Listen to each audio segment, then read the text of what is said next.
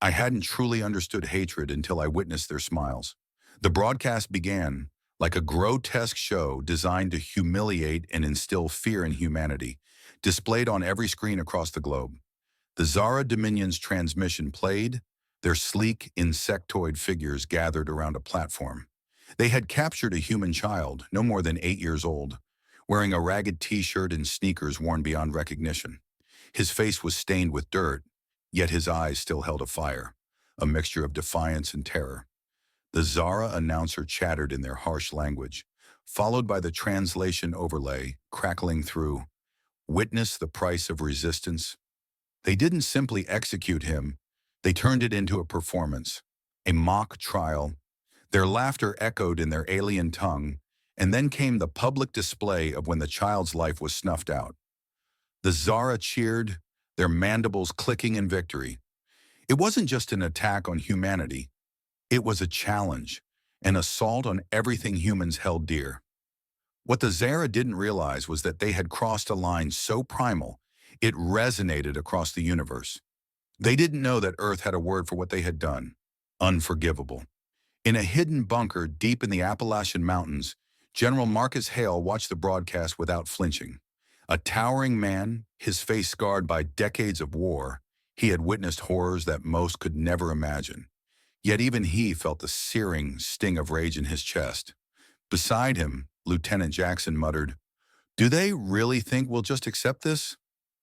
Hale didn't answer immediately, his cold gray eyes glued to the screen. When the broadcast ended, his voice was as cold as the winter wind. "No, Lieutenant, we're not going to take this." The Zara wanted a response, and they would get one.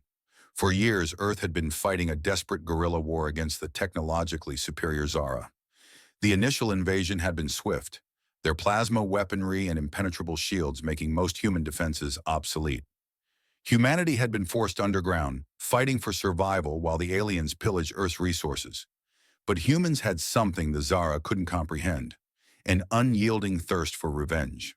Within hours of the broadcast, underground resistance cells were ablaze with activity. Orders were transmitted through encrypted signals, weapons caches unlocked, and decades of pent-up rage unleashed. This wasn't about survival anymore. It was about annihilation. Aboard the Zara mothership, hovering ominously above what was once Paris, Commander Chirac observed the data flowing in from Earth. His spindly limbs tapped rhythmically against a glowing console as he analyzed the usual signs of human resistance: minor skirmishes, sabotage attempts, and futile propaganda broadcasts. He clicked his mandibles in amusement. "Humans are stubborn, but ultimately weak," he said to his lieutenant, C.A. Ka. "They're dwindling. Their infrastructure is collapsing. Soon, resistance will be impossible," Chirac mused. Before he could respond, an alarm shrieked, and the lights in the command chamber flickered. A junior officer stumbled forward, his exoskeleton vibrating with panic. "Commander, we've detected unusual activity. Human forces have launched coordinated strikes on multiple Dominion outposts. Their attacks, they're succeeding." The first blow came from an unexpected place. For years, humanity had been secretly amassing an arsenal in derelict satellites disguised as space debris. It wasn't much by Zara standard, but it didn't need to be. The satellites weren't armed with conventional weapons. Instead, they contained EMP bursts, timed to activate simultaneously at exactly 0300 hours GMT. Hundreds of devices unleashed electromagnetic pulses that bathed the Zara fleet, disabling their shields, scrambling their communications, and for a critical period, rendering their technological dominance useless. On the ground, this was the signal humanity had been waiting for. Across the globe, resistance fighters launched precise, deadly attacks on Zara outposts. In the ruins of New York, ex-Special Forces soldiers led an assault on a Zara garrison, using improvised explosives and salvaged railguns to overwhelm the unsuspecting aliens. In the jungles of South America, indigenous fighters, who had been resisting long before the invasion, used their knowledge of the terrain to their advantage, setting traps and ambushing Zara patrols with poison-tipped arrows. But it was in the deserts of the American Southwest that humanity revealed its trump card. "Project Cerberus is a go," Hale said, addressing a room of grim-faced operatives. Cerberus was humanity's last desperate gamble. Years ago, when the Zara first arrived, a group of engineers and scientists began working on reverse engineering captured alien technology. They didn't have the resources to match the Zara weapon for weapon, but Cerberus wasn't about matching them. It was a different kind of weapon entirely. It was a virus, both digital and biological. General Hale watched as a team of operatives loaded a sleek black drone into its launch bay. "This isn't just for the boy," one of them muttered. "It's for everyone," Hale replied, his voice cold. The drone soared into the night, its engines whisper quiet, its target set on the Paris mothership. Chirac was furious. Reports of human victories were flooding in, and now his command ship's systems were malfunctioning. "Find the source of this disruption," he bellowed, his mandibles flaring wide in frustration. But it was already too late. The drone had breached the ship's defenses, its payload deployed into the central system, and the Cerberus virus spread like wildfire, corrupting the Zara network. The ship's automated defenses turned on its own crew, plasma turrets firing indiscriminately, doors opening and closing at random, trapping soldiers, crushing airlocks. Chirac stared at his malfunctioning console, his disbelief palpable. "What have they done?" he growled. "They've adapted," a voice replied. It wasn't a Zara voice. It was human, a pre-recorded message embedded in the virus itself. Chirac's black, multifaceted eyes narrowed as the voice continued. "We're not just fighting back. We're bringing you down. You started this war, but we're going to end it." As chaos consumed the mothership, humanity's forces redoubled their efforts on the ground, striking with unity and ferocity that shocked even the most seasoned Zara. It wasn't just war anymore. It was vengeance. And vengeance, the Zara were quickly learning, was humanity's specialty. The mothership's lights flickered violently as Cerberus continued its rampage. Automated turrets swiveled unpredictably, firing plasma bursts at anything that moved, whether friend or foe. Entire sections of the ship plunged into darkness as the virus severed critical power lines. Zara screams echoed through the metallic corridors, their clicking language replaced by raw panic. On Earth, General Hale stood in the command bunker, watching the live feed from the drone's onboard camera. His team of analysts monitored Cerberus's progress as it infiltrated deeper into Zara systems. Hale's eyes never left the screen. "Status update," he barked. A technician glanced at her console. "The virus is reaching the command deck. It'll fully override their mainframe in 2 minutes." "Good," Hale said, his voice devoid of emotion. Phase 2. Phase 2 wasn't just about crippling the Zara. It was about sending a message, a statement delivered in fire and fury. Chirac clawed his way to the bridge, his once pristine exoskeleton scorched from an earlier explosion. His command center was in ruins, consoles sparking, walls smeared with the blood of his fallen crew. He shoved the lifeless body of an officer off a console and tried to regain control, his clawed hands moving frantically. "Ka! Where is Ka?" he roared.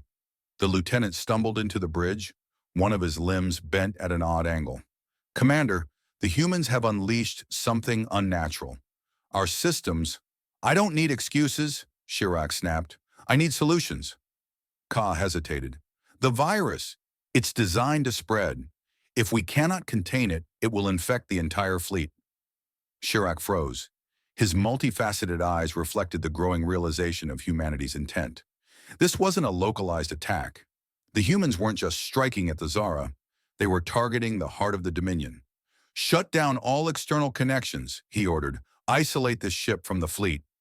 Ka's mandibles twitched nervously. "That's not possible, Commander. The virus has already overridden our systems. Every attempt to isolate has been countered." Chirac slammed a clawed hand onto the console. "Then we fight. Dispatch all available troops to the surface. Crush their resistance. Show these creatures their defiance is meaningless." Ka hesitated again. "Commander, the humans have started targeting our supply lines. Our troops are struggling." Chirac snarled. "Struggling against them?" Meanwhile, in the ruins of Chicago, Lieutenant Jackson and his squad moved through the shattered remains of what was once a thriving metropolis. The Zara presence had been formidable here. This city had been a key hub for their resource extraction. But now it was a graveyard. Smoke billowed into the sky, mingling with the acrid stench of plasma burns. "Eyes up," Jackson muttered, his voice low but firm. "Just because we've got them on the ropes doesn't mean they're done." His team advanced cautiously, their makeshift armor gleaming with scavenged alien plating. Weapons crafted from human ingenuity and stolen Zara technology hung from their shoulders. Behind them, the streets were littered with the remnants of battle. Zara bodies crumpled in unnatural positions and human casualties marked by makeshift memorials. A distant, high-pitched whine cut through the silence. Jackson held up his fist, signaling his team to halt. "Drone incoming," he said. "Get cover." The squad scattered, diving behind rubble as a Zara aerial scout whizzed overhead. It hovered for a moment, its red sensors scanning the area, cold and calculating. Jackson reached for his sidearm, a modified railgun equipped with a precision scope. He exhaled slowly, aimed, and fired. The drone's core exploded in a burst of sparks, its remains crashing to the ground in a fiery heap. "Nice shot," one of the soldiers muttered. "Keep moving," Jackson ordered. "We're not here to admire my aim." The squad pressed on, their mission clear. Take out the Zara communications tower. While Cerberus wreaked havoc in orbit, the ground teams were tasked with cutting off the Zara's ability to coordinate planetary forces. Every tower destroyed meant fewer reinforcements, fewer resources, and fewer chances for the Zara to regroup. As they neared the tower, Jackson's radio crackled. "Lieutenant, this is Bravo Team. We've taken the southern hub, but resistance is getting heavier.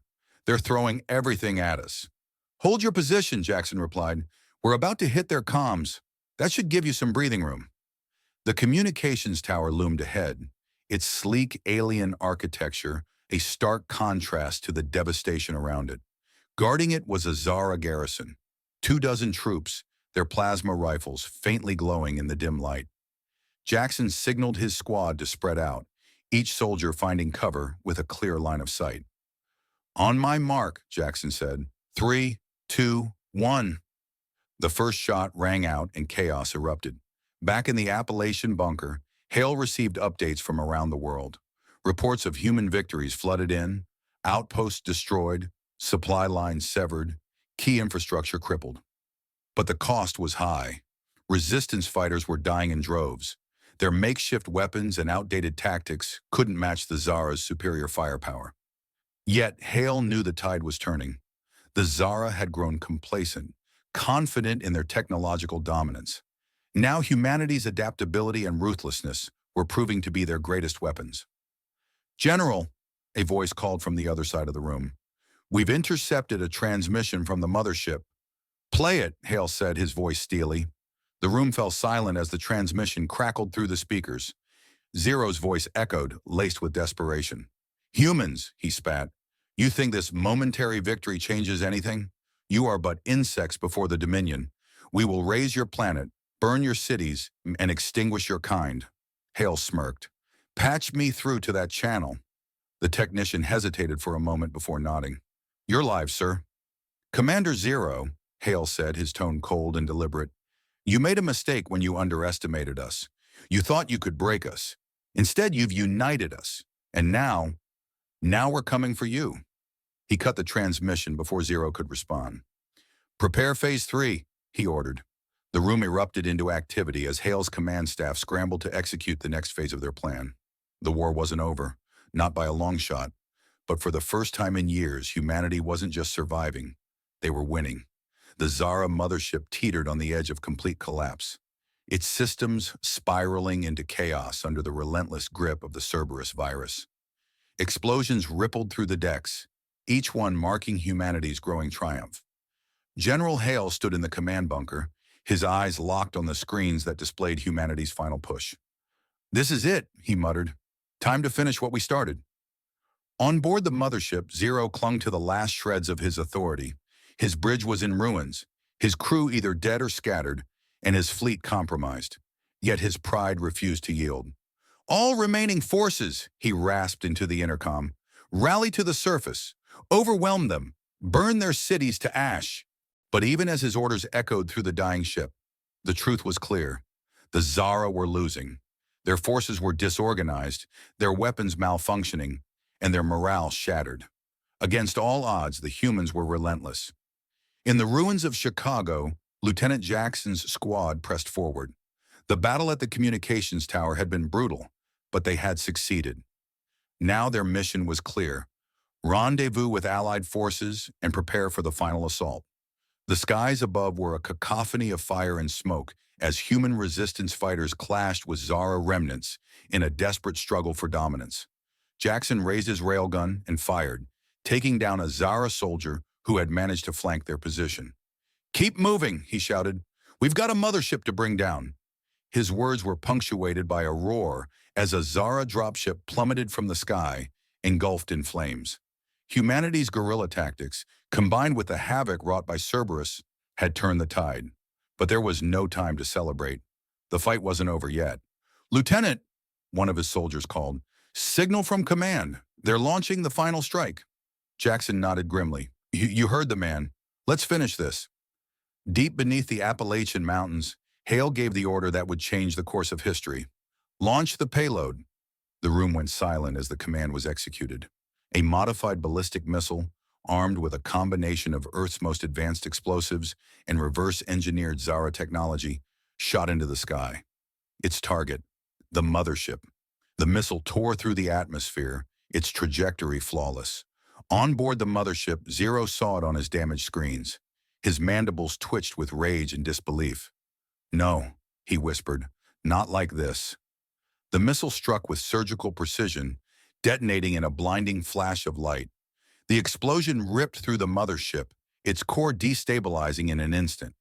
Secondary blasts cascaded through the vessel as Cerberus accelerated the chain reaction, ensuring total destruction. From the ground, the sight was awe-inspiring. The mothership, a symbol of Zara dominance, crumbled in a fiery inferno.